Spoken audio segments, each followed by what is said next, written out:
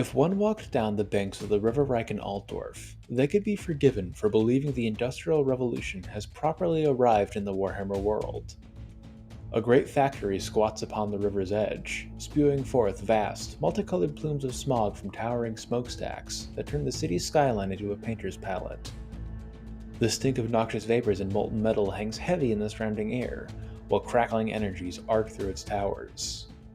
The Reich, diverted through great underground caverns to cool the complex's forges and foundries, is periodically stained with industrial waste after particularly large projects or experiments.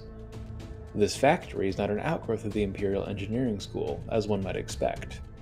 Instead, it is the headquarters of the Golden Order, one of the 8 colleges of magic in the Empire, and foremost amongst its peers thanks to the tireless efforts of the Supreme Patriarch, Balthazar Gelt. The Golden Order is the group of Empire wizards that can harness the magic of Shaman, or the Wind of Metal. These wizards, known as Gold Wizards, practice an arcane discipline known as alchemical thaumaturgy in the Articles of Imperial Magic, and it's easy to see why. Their spells revolve around the manipulation of matter, commonly known as transmutation. These conjurings sharpen the blades and harden the armor of their allies, while rusting the arms and armor of their foes. More extreme displays of their power involve blasting enemies apart with molten lead, or possibly turning them into a solid gold statue. These transmutations are rarely permanent, but even spending 2 minutes as a gilded statue is often fatal to most forms of life. Outside of combat, a gold wizard's talents lend themselves to forging, runecraft, and other more subtle but permanent forms of magic. The Golden Order's symbol is the soaring eagle, the universal representation of Shaman worldwide. They've also been known to use alchemical iconography like the mortar and pestle, smithing tongs, and smoking braziers when the mood suits them. While they're obviously shrouded in arcane magic, being, again, one of the 8 Imperial Colleges of Magic, the Golden Order is also among the most scientifically advanced organizations within the Empire, and perhaps the Old World itself. They approach magic in a practical, academic manner, viewing it as a primary agent that reacts with, and changes, everything. In their research, Gold Wizards don't attempt to impose their will on magic, instead introducing a given amount of magic to certain situations, and then recording the results. This has given Gold Wizards knowledge of the mortal realm far beyond that of their fellow mages. Their attachment to Shaman has let the wizards discover that the universe is not made of 4 elements, as traditionally thought, but many, many more. As of right now, the Golden Wizards have discovered 90 of these true elements, as they call them. They've even managed to create 16 compounds of true elements and arcane energies. This knowledge is a tightly kept secret, and only the Lord Magisters of the Order are told about the true elements. Attempts to share the information with the public inevitably end with disaster, the leakers meeting their ends in alchemical accidents or suicides within a few months of their indiscretion. Knowledge of the true elements has given Gold Wizards unorthodox methods of accessing the other winds of magic. Usually, a human wizard can't use more than 1 wind without turning to dark magic, or shattering their mind under the strain of controlling such powerful arcane energies. But each true element seems to attract trace amounts of the 8 winds, and by teasing out the energies found within these mundane elements through mundane chemical reactions and a shamanic reagent, Gold Wizards can create potions and compounds powered by winds other than Shaman. As the wizards aren't controlling the winds of magic being released, only manipulating the elements they reside within with gold magic, this lets the Gold Wizards safely harness the power of the other 7 winds. As such, a member of the Gold Order could potentially create a potion laced with Jade Wind of Gairan, or the shadowy powers of Ulgu, without the slightest aptitude in these arcane disciplines, or risk to their soul. The Golden Order's academic interests aren't constrained to chemistry and alchemy. They're also experts in herbology, metallurgy, and other natural sciences. Members of the Order routinely collaborate with the other scientific institutions of the Empire, assisting engineers and gunnery schools with the creation of better steel and black powder for use in the Empire's armies. They actively seek out information beyond the Empire's borders, wandering as far as Grand Cathay in pursuit of lore. This amalgamation of knowledge has made the Golden Order the foremost human creators of magical items, potions, and runes in the Empire. The skill and materials required to make these items are in high demand, and only the nobility or soldiers with special missions are given such powerful items.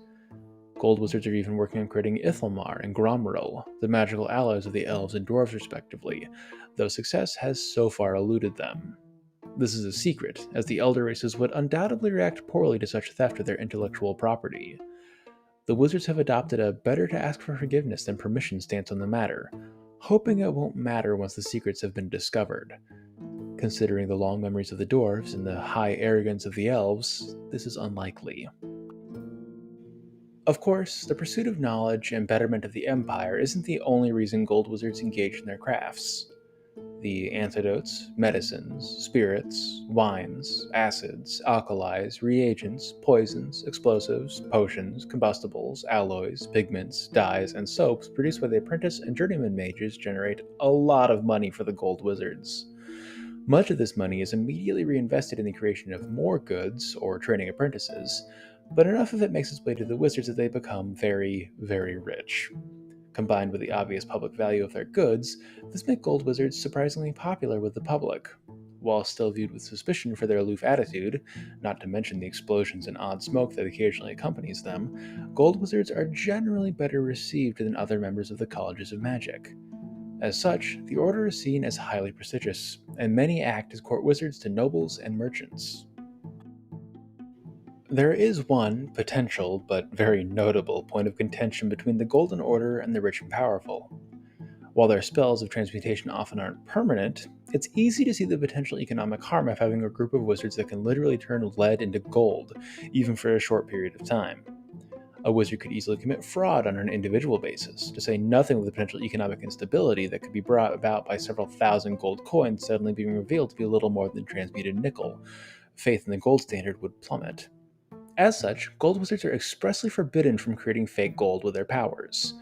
The order wishes to preserve their good name among the Empire's other institutions, and any apprentice, or rarely journeyman, found in violation of this rule is punished severely.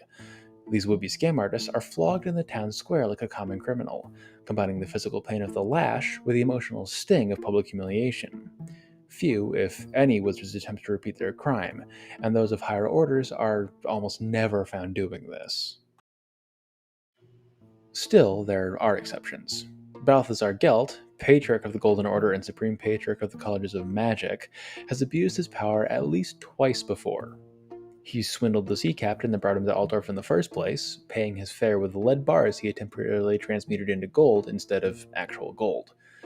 Another time he did the reverse, turning the gold bars Nordland's electric count had set aside to pay for an invasion of neighboring Hochland into worthless lead. Despite these obvious breaches of the Gold Order's code of conduct, Gelt never saw punishment for his crimes, even before he became the Supreme Patriarch of the Colleges of Magic. The captain swore vengeance on the wizard, and he's banned from entering Nordland on pain of death, of course, but neither of these really bother the Supreme Patriarch. As previously mentioned, the Golden Order's campus in Altdorf is more like the factories of Nuln than some sort of mystical enclave. Unlike the other colleges of magic, the Order's campus is visible, if not pleasant to approach. Its exterior is a collection of forges, foundries, and laboratories, but magical pollution and smog ensures that only those who have business with the Gold Wizards bother approaching the college. The halls and corridors of the Golden Order are the opposite, however. The riches of the Order are on full display here, and extravagant tapestries, fabrics, and furniture decorate the college's interior. A massive library lies at the campus's beating heart, unlike nearly anything else in the Old World. Thousands of texts detailing magical and scientific matters, nearly all hand-scribed, adorn its walls. Many of these books are incredibly rare, with knowledge that can't be found anywhere else in the Empire, if not the entire world. Among them are works such as A Modest Treatise on the Nature of Magic, a deceptively named tome analyzing the nature of magic and chaos itself, written by Gotthilf Pucha, a long-dead patriarch of the college. The only exception to this interior beauty is the college's labs. Fireproof furniture and wheezing vents designed for quick gas removal render the lab safe but utilitarian in appearance. When founding the Colleges of Magic, Teclis sought out the most studious and analytical of hedge wizards, alchemists, and herbalists to join the Golden Order. He ensured that only applicants who sought to answer the prime questions of existence would join the college, and this tradition has continued to the modern day. Apprentices are often talented students with backgrounds in alchemy, metallurgy, herbalism, or a pre-existing talent for gold magic. This analytical streak becomes more enhanced as the wizards become more and more in tune with the shaman, making them hyper-rational students and teachers. Of course, some do go mad from chemical exposure, but these are rare occurrences. Most gold wizards are thoughtful, practical individuals, and this can be seen in their wardrobe choices. They favor thick work clothes to protect them from heat or acid burns, though they can occasionally be convinced to wear formal clothing for official functions. They are also not immune to the lure of showing off, and the oldest, most experienced gold wizards often wear finely crafted gold gauntlets and masks. Whether this is because they're turning to gold, hiding scars, imitating their patriarch, or flexing on the peasants with obnoxious luxury is unclear. It could be any or all of these reasons. The current patriarch of the Gold College, as well as the supreme patriarch of the colleges of magic as a whole, is Balthazar Gelt. While his exploits will eventually be covered in a video of its own, the Supreme Patriarch has led the college to new heights, and Altdorf is currently inundated with Shaman. The other colleges may grumble at the Golden Order's ascent, but no one can deny that his tenure has been beneficial for the Empire as a whole. It was his spellcraft that saved the day at the slaughter of the Six Spikes, turning whole regiments of beastmen and brave shamans into gilded statues, and surely his leadership will bring nothing but good things in the future to come. In Total War Warhammer, all the Colleges of Magic have gotten a bit of a facelift in Balthazar Gelt's unique Colleges of Magic campaign mechanic, and the Golden Order is no exception. While the mechanic will be covered in my eventual, far-flung character profile on Gelt, for now I can say that the Gold College's repeatable actions focus on recruiting gold wizards, amassing a massive early game treasury, and debuffing enemy armor in a gold wizard's province by a fair amount. There's also a number of single-use abilities associated with the Gold College, including magical arms and armor for Gelt, a decrease in the Winds of Magic cost for spells from the Lore of Metal faction-wide, and giving the Supreme Patriarch the ability to cast a Cataclysm spell from the Lore of Metal once per battle as a bound spell. That's all really neat, and a welcome addition to the game. If you haven't checked out a Gelt campaign since the rework, I highly recommend you do so. Even without the full Wizard Doomstack cheese, it's an incredibly enjoyable experience, and really well thought out. With that, we've come to the end of our overview of the Golden Order. This video was actually much more fun to work on than I thought it would be, as I hadn't done any research on the subject before I started writing it and wasn't really expecting anything. Instead, I found an order of arcane chemists who actually understand the periodic table and have done more than basically any group in the Empire to advance Imperial weaponry. That's absolutely rad, and I'm very happy this topic was recommended to me. That's right, recommended, because this video was actually selected by popular demand in my Discord. I've had the Discord for a while, but I've begun putting polls on it recently, letting people in there select my next video topic. For those of you really chomping at the bit to see a lore-accurate army or the Norgrimling's Ironbreakers, I'm sorry, I choose the 4 topics of the poll, but at the very least it gives people who really care about the community a chance to make their voices heard. Turnout has been low, but it can always go up. The Discord is also a great way to see my videos as soon as they're released, as the algorithm is eternally finicky in that regard. Also, I just think the people there are really cool. I've enjoyed talking with them, and I'd love if more people could come along and join us. That's all I have for now, though, so until next time, this has been Sigmar's Chosen, signing off for now.